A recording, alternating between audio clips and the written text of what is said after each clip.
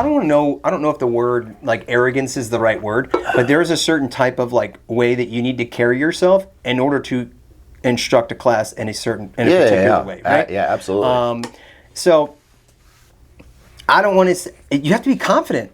Yeah. You have to be. Yeah. And I think that the sooner you start on that platform, like, and if you're listening in, like if you're interested in teaching, like start as soon as you can. Yeah. Right? Because you'll be able to come over that barrier of like not wanting to talk in front of people. Yep. Like I will be the first one to tell you, I still to this day, if I'm in an uncomfortable environment, I don't like talking in front of people. Yeah. But in a world like this where it's a school, dude, I will talk in front of people all day. And now we're here yammering our mouths off for about an hour. Exactly. But in front of everybody. But like seriously, like that was a lot of my journey. Like that's why I started martial arts. Is I had a stammer. I had a really bad stammer.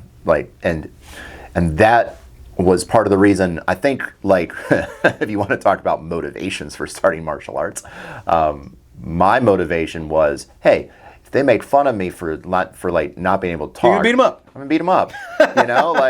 So it's to the 14-year-old ape man in my brain. That seemed rather logical. I smashed them with club. Right? Yes. At least they don't love me; they will fear me. Yes. There's two ways to gain respect: love and fear. Exactly. So to my 14-year-old tyrant brain, that made sense. Yeah. But that's been one of the biggest. I think hurdles is the first guy that gave me a job, Scott Gilbert. He was honest with me. He pulled me into his office and said, "I don't know if you know. I don't know if you have what it takes, right? Because of your stammer. I don't know if you." And what he did, which was brilliant, is he said, "Hey, I have this dying little church program." So I got to teach a church program again. It's it came full circle. There we go. So I failed in my first attempt at 18, trained for 3 more years or 4 more years, did some instructor stuff, and then I was sent back to another church program. But this one was 13 people. I grew it to 40 people. Yeah.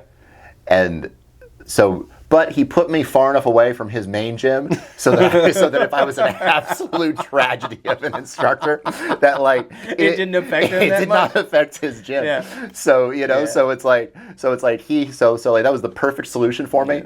I think that one of his lines was David thrives well with abject neglect. It's just leave him alone. Yeah. Let him figure out his problems. Yeah. Don't talk to him about them, and he'll come up with a solution eventually. Yeah. So he just abandoned me in this church program. Sinking ship. It's have fun, dude. Yeah.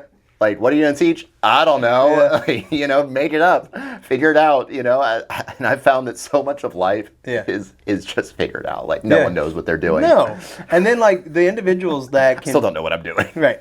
The individuals that can pull off looking like they know what they're talking about are the ones that succeed, right? Because if you think about it, at the end of the day, students don't really know that you're saying the wrong thing. It's why it's important to start when you're young. Yes. You have that false confidence. Right. So I was fortunate enough to, because Lynx Academy was owned by Frank Cucci, right? Yeah. That guy, super awesome, as far as not only a businessman, building his martial arts school from his garage to what it was, sold it. Now he has an independent government contracting business, multi-millionaire, right? So there are rumors that he doesn't even exist because people have. So I was actually growing up in that environment. He was prior Navy SEAL. Yep. He owned Lynx Academy, and his standards and expectations for his instructors were like this, right? And even at the age of 15 and 16, when I started teaching kids classes, there was he didn't care how old I was, right? This is what I expect you to do. This is how I expect you to teach my classes. This is how I put money on my or food on my table for my family. You're going to teach these classes the way I expect them to be taught, right? And he was a great instructor, right? So I grew up in that environment of if I messed up, he would make me feel this big in front of everybody. Yeah. And my goal was to go out there and teach and not let that happen. Yeah. Because I felt that big and it would set me down for a week. Yeah. Like there were points where he was in the back office looking and just watching. Like I had eyes peering at me while I'm teaching these classes. It's funny because I never felt like I had that. Yeah. I felt like I had a lot less oversight. Yeah. It was just like go out, teach the class. Yeah. And like my instructor was either busy or he wasn't there or it was just like, and I was like, figure it out, dude. Yeah. And so like it was pretty interesting. I actually kind of liked that. Like I did like that. Yeah. You know, I probably made a lot more mistakes. I probably grew slower. Yeah.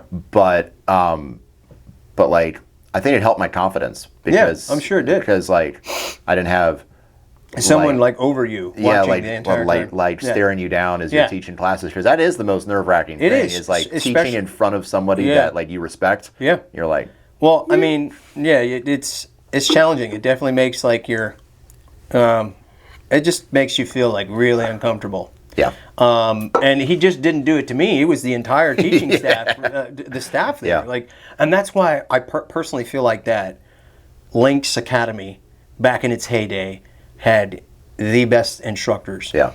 Period. The best fighters, because Yeah. he had the same mentality when he was coaching fighters. Like very, very, very like specific and intentional and high standards and expectations.